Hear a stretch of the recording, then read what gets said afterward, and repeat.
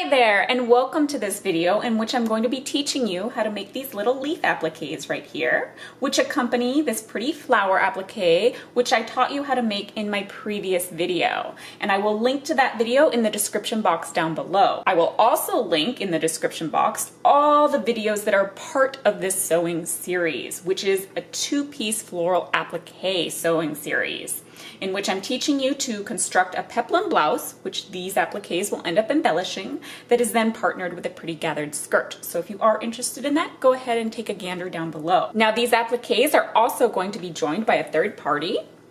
As you can see here, I've gone ahead and made a little vine applique, and I'm going to be teaching you how to make this vine applique in my next video.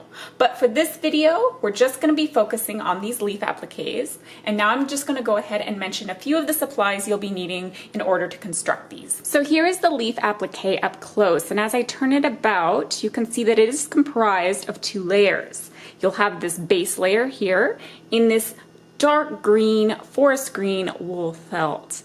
And then the top layer, I've chosen a contrasting fabric, not only in color, but in texture as well. It's this pretty apple green silk du pion. And in terms of the base layer, you really do want to be working with wool felt or a wool felt blend. I would highly recommend it because that little bit of natural fiber in there is really gonna not only make for easier time working with the applique, but a little bit of a nicer result. But for your top layer, you do really have freedom of choice, not only in terms of the type of fabric, but whatever color you so wish. The only thing I will recommend is that if you happen to be working with a fabric, that top layer that tends to unravel quite easily, you might want to stabilize it with some lightweight interfacing. And here, that's what I've done. I have some fusible tricot interfacing. And this stuff, I cannot express how much I love this stuff. I use this stuff so much for so many things. It's just good to have around. And then of course you're going to want to be able to stabilize the actual layers together before you begin stitching them. So having some pins on hand is always a good idea. And then when it comes to the actual stitching, I would recommend having an embroidery needle and some thick thread, some heavy duty thread, and that's more than likely ideally embroidery thread, embroidery floss. Basically the idea is that from a distance you can see the lovely texture that you've stitched into your leaves, right? So you do want a thread that has a bolder appearance. And then you're just going to want some basic scissors and some pinking shears right here, okay? Because you'll notice on the leaf here, on that top layer, it has that zigzagged edge. And not only is that going to help a little bit with fraying, but that's also to provide some visual interest and added dimension in your leaf applique. So that's about it. Now we can get on with the actual tutorial. So our first step in making these leaf appliques is to actually take that top layer of fabric that we're going to be using, and we're going to interface it if we so desire or need, as I have done here. And then we're going to ask ourselves, how big do we want our leaves to be? And that's going to depend primarily upon how large your flowers are. So if you have very small flowers, you're probably not going to want ginormous leaves, right? Or vice versa. So bear that in mind. And then the other thing is that because we're beginning with the top layer here, okay, you'll notice that it's inset from that wool felt base layer. And in my case, it's inset about 1/4 of an inch all the way around. So just keep in mind that whatever shape you're cutting here, your actual leaf is going to extend a little bit wider than that, okay? Now, if you have flowers of uniform size, maybe you want to make a template for your leaf shape because maybe you want leaves of all the same size as well. And that will make this process go very fast. However, if you happen to be like me, where you have lots of flowers, different varying sizes, you probably want leaves of varying sizes as well, and I feel that contributes to the realism of the actual look. So in my case, I usually don't even sketch my leaf shape. I usually just go in and start cutting, but you certainly can go in and as you go along, just sketch a unique leaf every single time. And if you are worried about the actual markings showing through on the face of the fabric, if you've interfaced it, it really shouldn't be a problem. But remember, we are going to trim this with some pinking shears, so it's really not an issue at all. So here I've drawn my leaf, and I'm just going to go in and begin trimming. And with the pinking shears, I mean, try and get it as nice as you can. It's not going to be possible to get it perfect, but you're going to want to try and maintain a nice zigzag. So there you can see I've cut my leaf and the zigzags look fairly neat. So here I have my wool felt, that's going to be my base layer, and I've just taken the leaf shape that I've cut out and I've placed it upon this wool felt, and I'm just going to take a pin and I'm going to pin it down, right down the middle, onto my wool felt. And now I'll have my layers anchored together such that I can trim around this leaf shape in an accurate manner. And here I'm just taking my normal scissors and just gonna trim. In my case, I'm trimming about 1/4 of an inch beyond the actual pinking sheared edge of this leaf shape. And that's up to you. You can decide how wide you want your perimeter to be. So now I've cut out my wool felt base layer and my layers are anchored together, as I've mentioned. And maybe you can go ahead and clean up anything you might need to. I'm actually gonna make this tip here with my normal scissors just a bit more pointy at the top. All right, so there it is. And now time to begin stitching these two layers together.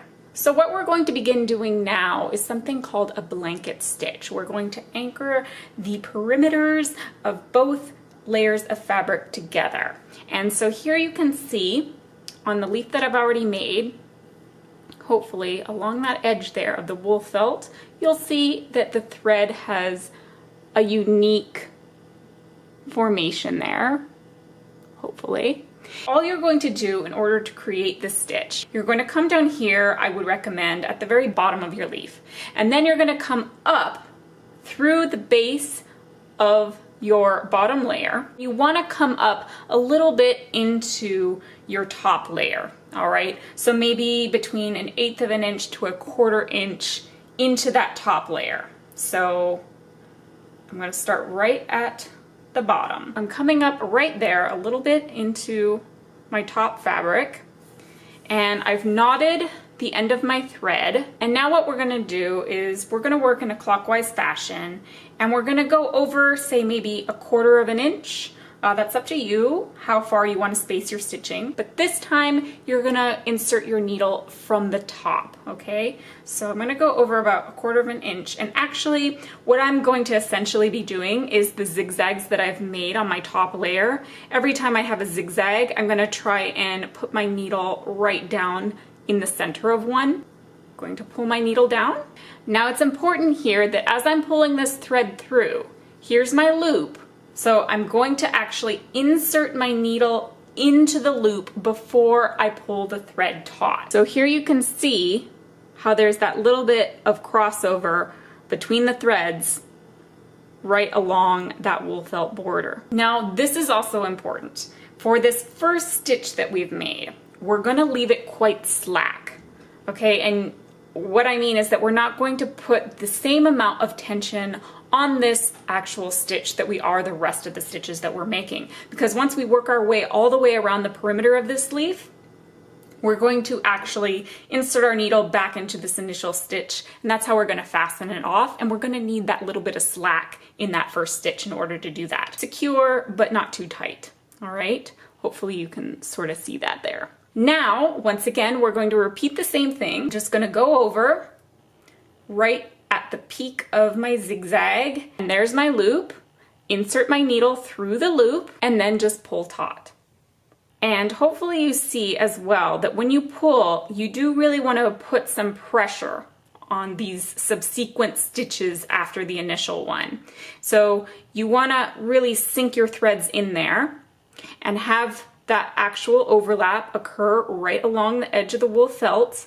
And you do want to make sure that your actual stitches are coming out at a rather perpendicular angle. And then you're going to repeat the same thing. Go down once again. You'll have your loop, and then you're going to insert your needle through the loop before you pull that thread taut. Then I'm going to go directly at the very peak and insert my needle. Really going to try and get these threads to line up right along the peak vertically.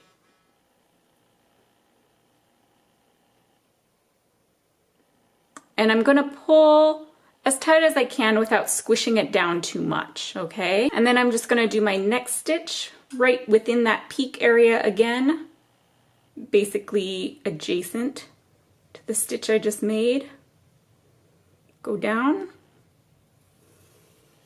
insert my needle through that loop, and we're carefully pulling so as not to disrupt that peak that we've made too much. And now as we're approaching the end of our stitching, what we're gonna do is we're gonna take our needle and we're gonna insert our needle under that stitch, that initial stitch, from right to left, okay? So just like this, slipping my needle under my thread there, under that stitch, and then sliding it, and I'm just gonna pull and pull taut. And as I do that, you see how that slack stitch became taut, and then we have it pulled directly down the center where we wanted it. So now we can just take our needle, if you so wish. I put mine actually through the wool felt, take it into the back, pull, and then just fasten it off back here with a little knot.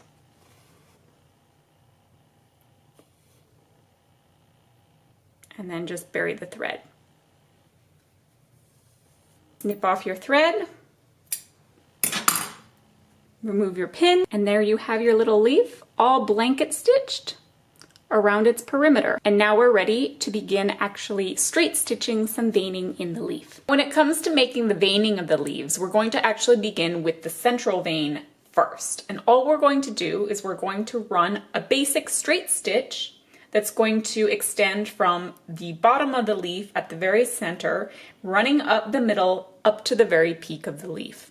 And it's up to you how long you want to make your stitches and how far apart you want to space them. Now, after you've completed that central vein, what you can do is you can either knot off your thread, or you can go ahead and you can immediately start going into the side veining. And what I like to do is I like to take my needle and run it through the middle of my wool felt all the way down to the base of my leaf, and coming out right about where I want to start my first bottom row of side veining. And now what I do is I work one side at a time, and since I brought my thread out on the right side of my central vein, I'm going to go ahead and do all my lateral veining on the right side. I just bring my needle up from the back of my leaf where I want my first row of lateral veining to occur. And this is once again up to you, how angular you want your veining to be, how close do you want your stitch to begin to the actual vein, how long do you want your stitches, completely up to you. There you see I have my first row completed, and now I'm going to move on to my second row of lateral stitching on the same side. I'm going to space it 3/8 of an inch, as I mentioned, really up to you. And now I'm just going to begin making my final stitch right up here at the top. So now we have all our right side lateral veining done. We can either knot off our thread and begin a new thread and go ahead and begin working on this side from the bottom, or we can actually go right on over and start doing our threads from the top and working down. Or you can work your needle down from here inside the felt and begin that way, as we did with this side initially. Beginning on the left side, basically exactly where I started on the right side. Just gonna pull my needle up and then repeat the same process. Making my last stitch on this side. Then I'm just gonna knot off my thread, burying it, trim the thread. So there you have your final leaf applique. And because it is wool felt and it has a lot of stitching in it, you can really sort of bend this and shape this when you go to stitch it down, which is great. It really adds a lot of character to what you're going to make.